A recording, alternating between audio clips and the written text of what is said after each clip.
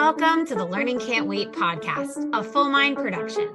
At Full Mind, our vision is to ensure every child has access to an exceptional education. Each episode, we will be joined by pathfinders within and around the education space who are bringing about transformational change on behalf of deserving students. I am your host, Haley Spirabauer. Welcome back, everybody, to the Learning Can't Wait podcast. I am so eager to introduce today's guest. We have Julia Fallon, the Executive Director of SETDA, on the podcast. Julia, welcome. Thank you for having me. I'm excited to be here. You know, you're one of those people that I follow your work. I've met you a few times, and I'm also just a huge, huge fan of the kind of systemic work. We talked about this before, systemic work that you're doing at SETDA, and very eager to dive into your work, how you got here, what you're excited about, and what you think about the future. So should we do it? Should we jump in? Let's do it. Let's do it. All right, Julia, tell the audience and me, how did you come to be the personal and professional version of yourself? Ooh, interesting question. I think it has started with a love and maybe curiosity. I feel like I've been a very curious kid and just asking questions, and I'm curious about how things kind of get put together. And I think I have that systems kind of brain. Like I am constantly logic mapping things. And I started off like every good kid, looking at the hot jobs and what jobs would pay whatever back in college. And system analyst was the hot job at the time when I decided that sports medicine probably wasn't going to be my forte after a biology 101 class. And ended up working from that experience in those classes, working at a computer lab on campus. This is pre-internet, so everybody can guess how old I am. And then using the college network, of course, and looking at community through that lens. I mean, there was a lot of online communities back in the day on the college networks, right? Usenet news groups, the first iteration, IRC, Internet Relay Chat. And I've been very fascinated on how online communities get evolved. So I feel like my systems work and community building has just been a theme throughout my career. So I started off in post-secondary. I worked for New York University full-time, running a computer lab for them. Went to the University of Michigan and worked for Merit Network, helping set up the network across the state of Michigan for schools and libraries.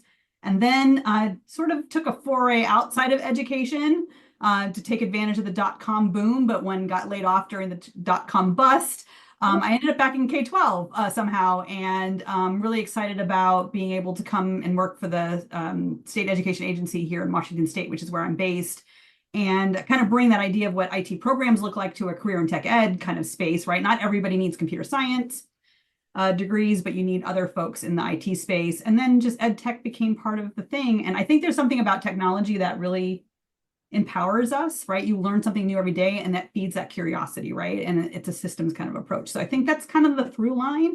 My work at the state led me to SETDA. As a state member, I was a state member for 17 and a half years before I joined staff 4 years ago as the executive director. So that's sort of the long and short of it in terms of how I got here. But a love of curiosity, a love of technology, a love of learning, and just being part of this work has been an honor and a privilege. And I'm very excited that I get to do what I get to do. You have such an interesting background. I think I know the joke that you're going to inevitably make when I make this next comment, but like you've had such a front row seat to so much evolution. Can you talk about what it's been like to see all this change, and also how you feel in this moment approaching 2025? This episode will go live like right at the beginning of 2025, but how you feel in this moment given the knowledge you have about all the systemic change we've seen? It's interesting because I think, and I have to tell you, I think it harkens back to a keynote that I saw at NEC, which is now ISTE, in 2005, I think it is. David Weisenberg, I think is his name, Clue Train Manifesto. He talked about like learning, like we're learning and you're at the marketplace in Greek, and not having gatekeepers to knowledge, right? So this idea that when I was growing up, we had encyclopedias, and they would come and try to sell you a set of encyclopedias. And if you were lucky, your parents could buy you a set, or maybe you just had one or two books, but whatever made the cut, made the P cut. Somebody made that decision. But Mhm. with the internet, and like just watching that evolve and going commercial, and then businesses using it and people kind of affiliating and coming together as community, it's been interesting because if you really want to know about, and he uses this like deep fried Mars bars, there's a wiki page about it, right? Someone loves that thing and they can go be part of that community of deep fried Mars bars or whatever. And I think what we're seeing still is that impact of what that looks like in our schools. Like we learn from the moment we're born, and as humans, how does school modernize itself to capitalize on that, right? We don't need to. Someone asked, do you need to know all 50 states? Like, do you need to memorize them? I remember memorizing them. Or do you need to be able to verify that that's the truth now if you can Google it in 2.5 seconds? So like, what's the better skill to have? Is that critical thinking skill or whatnot? But your question was about like watching that evolution. You're watching basically, I think people just integrate it into their lives. And outside of K-12, I think we've done a fairly good job, right? I can now order groceries and show up at Safeway and they get them put in the back of my car, and I love it, right? It saves me all this time, and that's that technology lets me be more human. It lets me spend more time with my family or on my hobbies or whatever. I think school, though, as we know it, when we talk about school, especially with policymakers in Washington, D.C., they think of this 1950s classroom, and I'm like, but that's not the world we live in. All these jobs, and I'm not talking about futuristic jobs, I'm talking about jobs I do every day. If I didn't have my internet access and my computer, I couldn't do my job and connect a community of state leaders. So how do we help that school system modernize? We want to hold on to the ritual. We want to hold on to the community. Because I mean, I always made this comment about the pandemic. Nobody missed the Bell schedule or Chem Lab during the pandemic. They Mhm. missed the rituals and the community that they had when they were at school. So the question is, can we do that and still change what it looks like? Can you still have community and ritual? I think you can. And technology can help, but we have to kind of get away from this 1950s, teacher in the front, school, all the seats are in rows and everything else, because that's not the world we live in. It doesn't mirror that. And if we want kids to be successful post-secondary in any type of career, they need to have those experiences in a safe, secure kind of space to be able to fail and not fail and lose it all, if that makes any sense. So I don't know if that makes, I It feel like does, it we're does make behind a sense. little. No, it does make sense. And, when I think about how everything has evolved and where we are today, it changes fast now, right? Technology changes fast. I talk about this a couple of times, but I'm not currently recording any episodes specifically about AI because I have a lot of episodes slated to be released. I know this is super weird to talk about, but AI changes so quickly that the Mhm. content would basically be irrelevant in 6 weeks when it was going to go live. So I stopped recording because I was like, this is going to be irrelevant. Going back to what you're saying about what school should look like. Julia, do you like have a vision in your head of a perfect school ecosystem? Like what it looks like, feels like, sounds like in the environment? It's funny that you should say that because we just went through an exercise internally, and I probably can't find it up because I was my staff joked around like you just wrote like this manifesto about like what school should look like. Or And like summarize it for us. Tell us like what you came up with. so I don't have a specific vision because I really think it should reflect the community that the school is in, right? So Oh, you know yes. what I mean? Like it should hold true to the values of that community. In that space. But for me, it's around, do we have opportunities to collaborate and connect and uh, facilitate, and not one person's driving it all? Is there different ways to express how you know something? I always talk about, and it's that UDL, like the Universal Design for Learning. If I'm trying to teach kids about how RNA will bind, you know what I mean, and everything else, and it twists into this helix, if a kid choreographs a dance that shows how that works, that is just as good as some kid that made a little video because they're good at Canva. So I'm trying to figure out how we allow for those types of expression based on what kids are excited about and what motivates them and how they get to express themselves.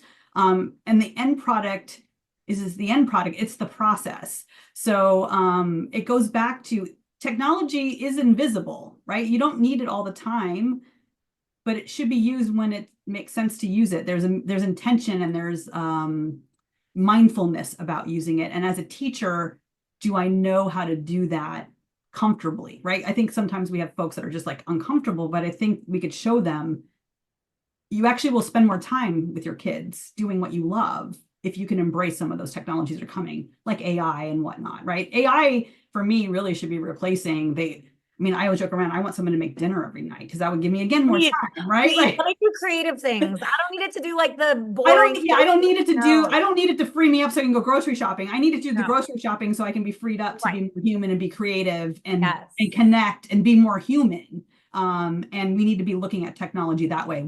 How does technology help us be better teachers? How does technology help us be better students? That sort of thing. So that's, I think, my philosophy. I mean, in terms of the classroom, but again, it reflects the community's values, Oh, and those that's are so beautiful. negotiated. That is so beautiful. And it, one of the topics I was really eager to talk to you about today is the like segmentation, fractionalization of education in our country. There's a pro to it though, right? Like I am always, to be candid with you, talking about how difficult it is. I'm not even using the right word, but like how regionalization, sorry, that's the word. The like regionalization of education, how it differs even within a district. But Mhm. you are highlighting the beauty and the like the pro-social positive outcomes that differentiation could have. So I Yeah. guess I'll go back now to my question about like regionalization and just the disparity between states, maybe from your vantage point. How concerned are you in your seat at SETA about, I won't even touch the political climate that is looming, but like where we are in this moment at the end of 2024 with the regionalization of education?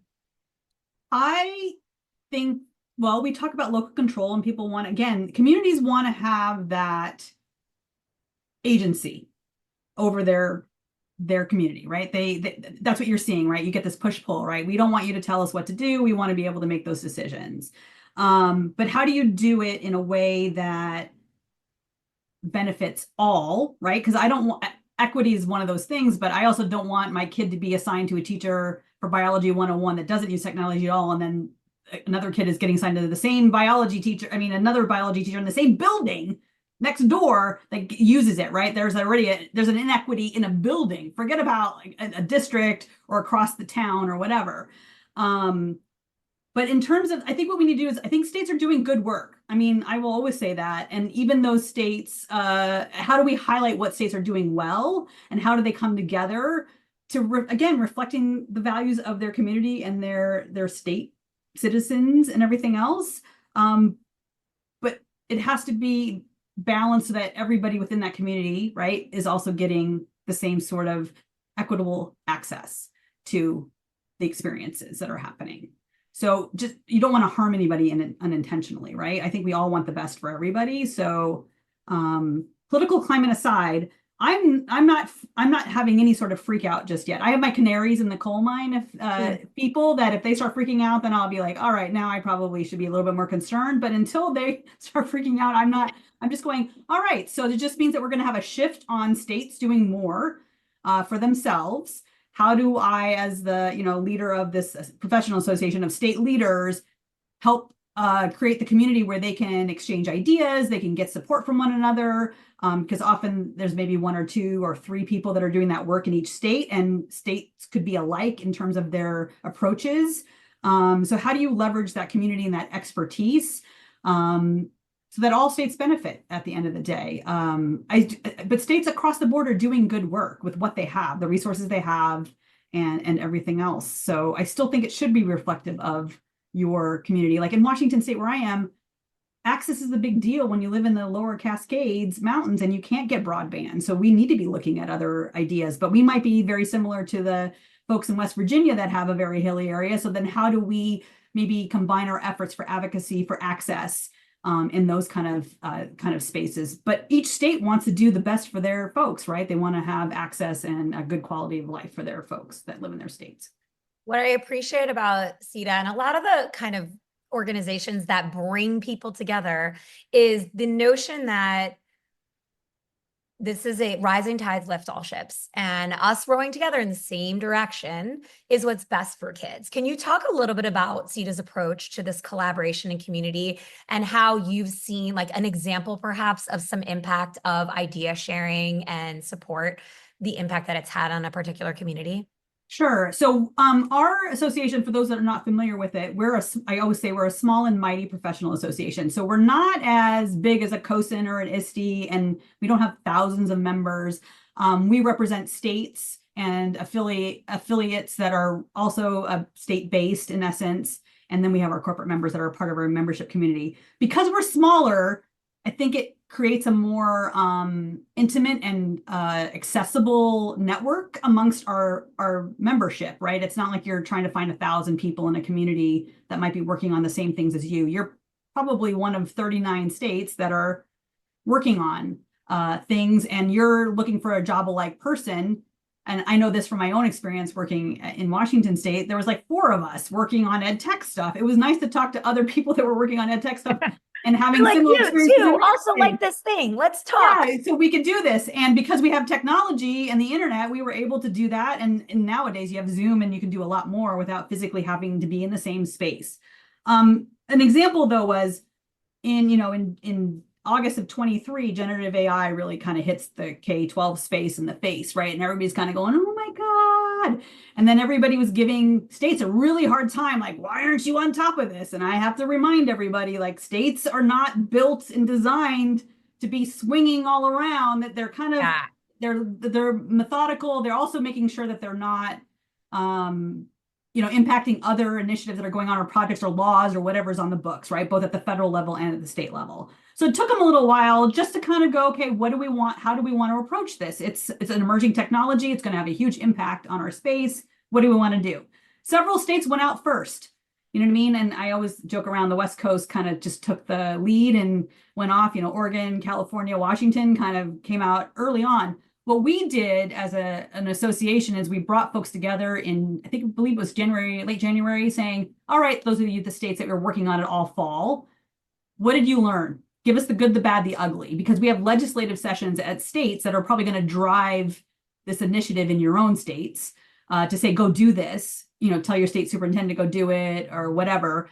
What would you tell them if you had an opportunity to kind of craft the policy development? Because it takes a little while for that. And a lot of them were like, you definitely need to have a task force that represents all voices. So what you saw then is a lot of states that had to go out afterwards were requesting that a task force be part of the ask, right? Or the initiatives that were going to be in their states. And then they said, oh, don't do this or don't do that, right? So there was these good things about coming together, or I'm going to borrow from yours because you went out ahead of time, and I'm going to, use it and make it my state's version of that. So that's an example of how they come together and they kind of learn from each other, because we're all working on different parts of this EdTech puzzle. And it just depends on what your priorities are at your state offices, what your governor's priorities are, your state superintendent's priorities are, what's coming out, maybe even legislators at the federal level, like saying, this is important, I need you to go work on it. And everybody's in different places, but you kind of find your little birds of a feather and they can learn from one another. So they don't have to reinvent the wheel 14 times. Or 56 times if you want to talk about how many state education agencies there are in this country. to put an exact number on it. You spoke a little bit before we got together on this call, before we started recording, just about this work that you're doing and how it's not always shiny. But like real change has to be systemic. It has to be like in the bones, the foundation of our school systems. What does that look like and feel like and mean to you in the work you're doing at SETDA? And how are you making sure that this is like really addressing one of your core tenets, which is like equity in education? I think one of the things that we're finding, and this is, obviously we became very glaring at the beginning of the pandemic, right? Because there are things that we've been working on as a community, a membership community, for a long time. And I was still at a state office when March 2020 kind of came upon us. There's a logic model that we sort of have in our heads as EdTech people. Is it accessible? Is it secure? Is it safe? Is it interoperable? All of the things, right? What's the access look like? finding how do you help people that are not ed tech people kind of run through that, right? When they're getting either pitched when they're at a conference or, at a meeting, or, your friend now works at a company and wants to sell you something, right? So an ed tech product. So the question is, how do you get that out of your head, right? And those are the tenets that we hold dear. We've hold dear since day one. So we've done a couple of things. One is we partner with ISTE and COSIN, Digital Promise, CAST, Innovate EDU. We came out with the 5 quality indicators that came out at ISTE in June, where we're starting to talk about what those are, because we want people to understand what that logic model is. Because when they're walking the ISTE floor, they can also ask a vendor, well, tell me about your privacy policy. Tell me about your security policy. Tell me about how you use student data. So that way we can kind of replicate that. When we produced our state EdTech trends report this year, State Superintendent Chris Reichdahl from my home state talked about how school leaders need to be sort of part CTOs. It's not just the back office guy anymore. It's literally understanding how technology supports your program area or your district goals or your state's goals. So just being the special ed director is not, that role is going to change. You need to understand how technology supports special ed. It could be through assistive technologies, et cetera, et cetera. If you're the person that's in charge of teacher recruitment and retention, because that's a huge thing right now, right, for our states and for our districts, well, how does technology support that? Is it providing professional learning to the teachers so they have the skills? Is it making sure that it's part of endorsement credentialing? Is like, what is that? So again, that's your part, understanding how technology supports that, because those are the priorities of your community or your states. In terms of equity, though, like our group, I'm trying to think of, for us, it's really about making sure that everybody has the skills in order to be successful post-secondary. And I'm not talking about the jobs that we don't know that don't exist, right? Because that's where I think people go, especially like with the AI stuff. For me, it's like every career path, regardless of career path, will use technology in some form or fashion.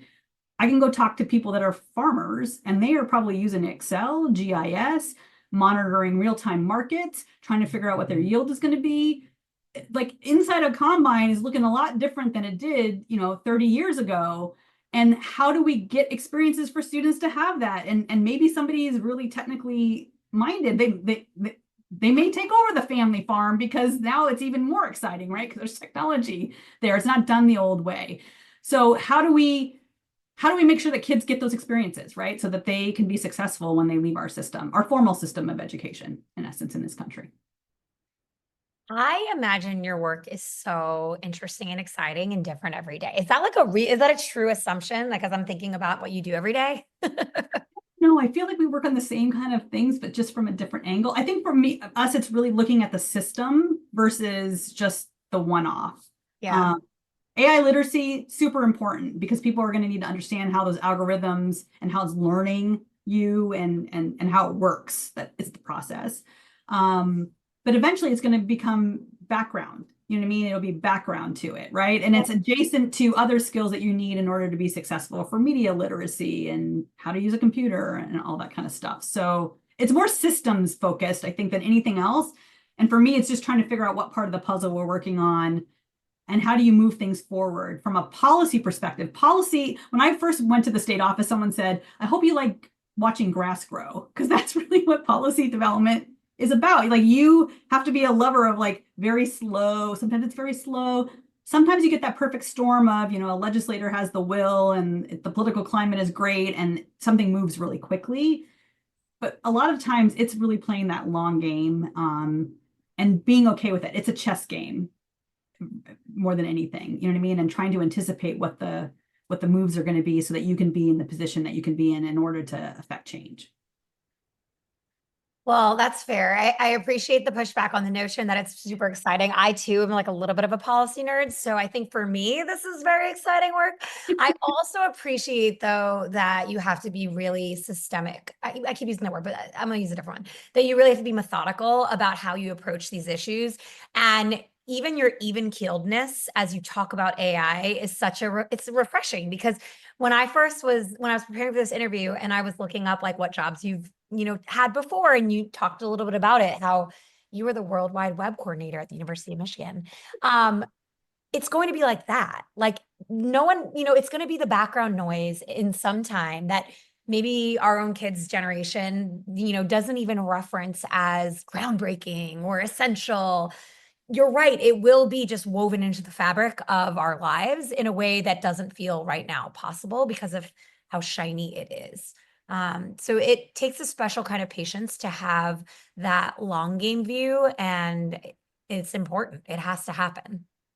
Well, and also not to take the we've always done it this way kind of view either, right? Like being open to morphing and evolving and being responsive to your community's needs. You know what I mean? Like, again, you don't want to do things in a vacuum. Like, so trying to figure out how you evolve and do it in a way that's not going to, be detrimental to anybody or anything. And also, I mean, I feel like it's probably going to sound very West Coast woo-woo, but the ability to say no sometimes, like that's a hard thing for us. Like maybe, no, we're not going to do that.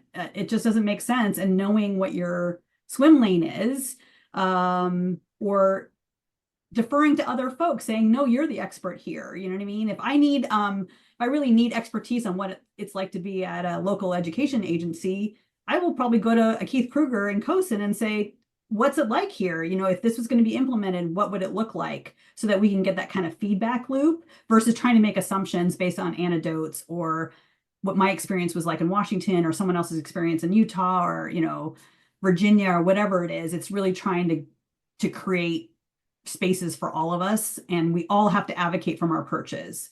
It takes a village, to use that euphemism. It totally takes all of us doing our things, even teachers in the classroom. It takes them. I was just about to say, like, the other side of this is Yeah.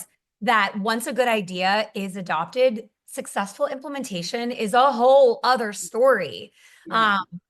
It really, truly in ed tech, I think sometimes we talk so much about buying and making good decisions and, using your funding well and what happens when funding dries up. The other side of this is like, how many schools have tools that aren't implemented well or at all? And this is not like a condemnation. Like, I have the utmost respect for school leaders and teachers and all the people doing the work in the buildings.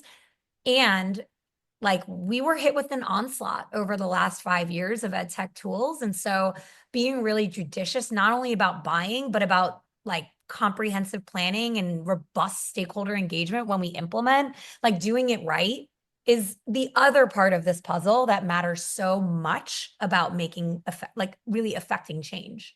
Yeah, and how do we collect evidence on stuff that may not have an evidence base just yet? But research and evidence allows for that, right? You come up with a logic model and then you test things. And how do you have teachers involved in that process? The Ally Coalition, which SETDA is a member of, just posted a blog about involving students in the R&D kind of space. You know what I mean? Because you almost have to prepare for, sometimes a tool might not even be used the way that you thought it was going to be used. It might get morphed and actually 100 times better. They use it for something 100%. else, and everything. And that's the beauty of technology, right? Is to try to make it work for you versus try to make it works for, the other way around. Do you listen to How I Built This ever by Guy Raz? No. Okay, I love How I Built This. It's basically Guy Raz interviewing people on a podcast about all these different things they've built. So like big things like Ben and Jerry's and other tools. But one of the interviews that I am obsessed with is the interview about Slack, which my organization uses. Does SETDA use Slack? Yeah, we use Slack as well. Yeah. Okay. So like I couldn't imagine functioning without Slack now. But what's funny is Slack was originally built as like an intercom system for game developers. And what they realized was that Slack was so much better than the game they were developing. They had to pivot and they had to be like, cool, we're using it in this way we never thought we would. And it is so much more valuable and can have so many more benefits than we think about it having. And there, to your point, there's so many different tools that are created that may be getting even implemented in varied ways that you haven't as a purchaser or as a creator ever thought it might. The interesting about Slack is it's actually built on IRC back in the day, like relay chat. So or even like the Twitch platform, I'll go in there and I'm doing old IRC commands and we're like, how do you do that? I'm like, sorry, I was around when IRC was around. And I mean, just happened to be in the right place at the right time and have this little nerdy side to me. But a lot of it's built on some of these technologies that have been around a really long time that people have, because the community at the time, right? They were modding it and going and making it better all along. And now the fruits of those labors are totally paying off in different spaces. Julia, I cannot even believe I'm ready to ask you my final question because this time has gone so fast. I looked at the clock and I was like, oh my goodness. But I typically ask people what advice they'd give a teacher starting their career today, but given your purview, I'll tweak it slightly. So like what advice would you give a state superintendent, like just joining that path right now? Like what would you tell them? Interesting. Focus on the long game, even though it might be it looks like a short game sometimes, especially in the political space. If depending on whether or not you're elected or you're appointed, it could be a short tenure, but long term, know that technology can support probably any priority that you put out there. So even if you think it's not even tech related, I would call upon your IT folks, your EdTech folks to think about how it could be supported and amplified or empowered, right? To even move further. Focus on what you want your kids in your system to do once they leave our system. So I think about those portrait of a graduate and the portrait of a learner. Really get clear about what that is. So if you don't already have one, I mean, we have a majority of the states do, but not all of them. But I think if you can articulate that, then you can tie all of the work that your agency is going to be doing to that work. And it gives people in your agencies something to tie on to. I remember sometimes we would get, this is back when I was a state leader, we'd get like, these are the priorities. And then I'm like, I have no idea really how my work connects. But I think that portrait of a learner really does help you find your place within your agency to help support the goals of what you're leading an agency to do.